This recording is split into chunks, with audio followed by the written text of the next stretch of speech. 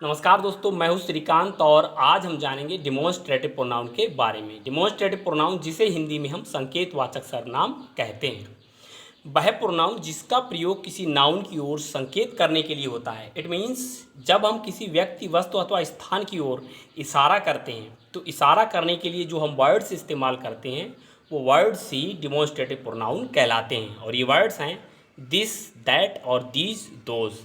This और that singular यानी एक वचन में इस्तेमाल होते हैं और दीज और दोज प्लूरल यानी बहुवचन में इस्तेमाल होते हैं।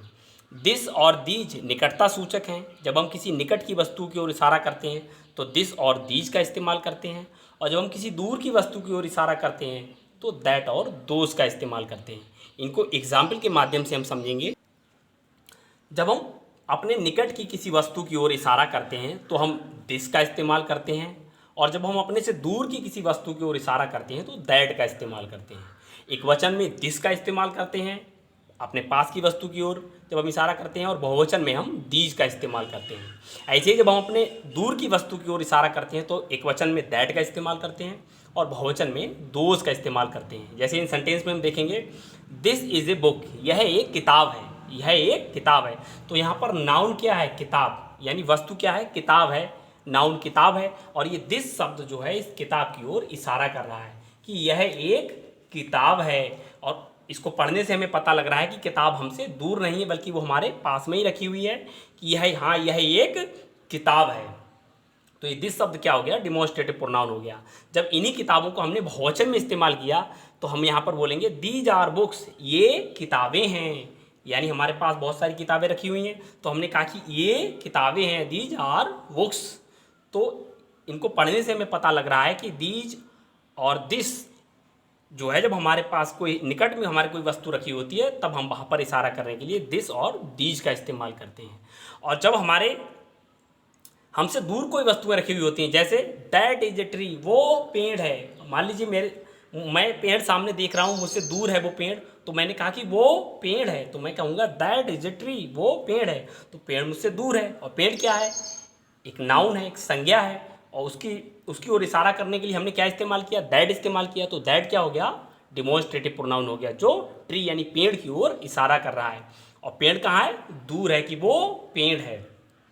जब एक पेड़ है तो हमने दैट का इस्तेमाल किया, और जब बहुत सारे पेड़ होंगे तो हम कहेंगे वो पेड़ हैं, यानी वो पेड़ हैं। तो दोज आर ट्रीज, दोज माने बे या वो पेड़ हैं, तो दोज आर ट्रीज। तो इससे प्रकट हो रहा है कि जब एक पेड़ हमसे दूर था तो हमने दैट का इस्तेमाल किया, और जब बहुत सारे पेड़ हमसे दूर थे, हमें दिखाई दे रहे थे, तो हमने इशारा करने के लिए दोज का इस्तेमाल किया। आई थिंक आप अच्छे से समझ गए होंगे कि डिमॉन्स्ट्रेटिव प्रोनाउन जो है वो किसी नाउन यानी किसी संज्ञा की ओर इशारा करता है। जब हम किसी पास की संज्ञा की ओर इशारा करते हैं तो हम दिस और दीज का इस्तेमाल करते हैं, और जब हम दूर की संज्ञा की ओर इशारा करते हो तो दैट और दोज का इस्तेमाल करते हैं।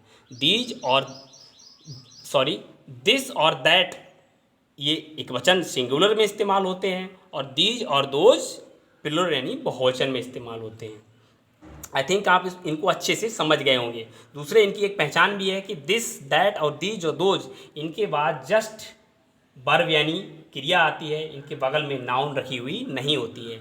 अगर इनके बगल में नाउन रखी हुई होती है तो ये एडजेक्टिव का काम करते हैं। उसके बारे में जब हम आपको एडजेक्टिव पढ़ाएंगे तो इनका कंपैरिजन हम आपको समझा देंगे कि यही शब्द कब एडजेक्टिव होते हैं और कब प्रोनाउन होते हैं। आप इतना समझें कि जब दिस, दैट और दीज, दोज के बगल में क्रिया, जैसे यहाँ पर इज और आर रखा है, तो जब क्रिया रखी है तो ये डिमॉन्स्ट्रेटिव प्रोनाउन है, और जब क्रिया नहीं होगी तो ये डिमॉन्स्ट्रेटिव एडजेक्टिव में काम करते हैं।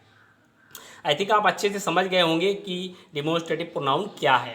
डिमॉन्स्ट्रेटिव प्रोनाउन यानी जब हम इशारा किसी संज्ञा की ओर जब हम इशारा करते हैं तो जो वर्ड्स इस्तेमाल होते हैं वही डिमॉन्स्ट्रेटिव प्रोनाउन कहलाते हैं। जैसे यहाँ पर बुक की ओर हमने इशारा किया तो दिस का इस्तेमाल किया, ट्री की ओर इशारा किया तो दैट का इस्तेमाल किया, और जब बहुवचन में इन्हीं बुक्स और ट्रीज यानी की ओर जब हमने इशारा किया तो दीज और दोज का इस्तेमाल किया। आई थिंक आप अच्छे से समझ गए होंगे। तो अगर ये वीडियो आपको अच्छा लगा हो तो लाइक करें और चैनल को सब्सक्राइब करना ना भूलें। तो मिलते हैं अगले वीडियो में नए टॉपिक, नए लेसन के साथ। तब तक keep watching my channel, get knowledge. जय हिंद।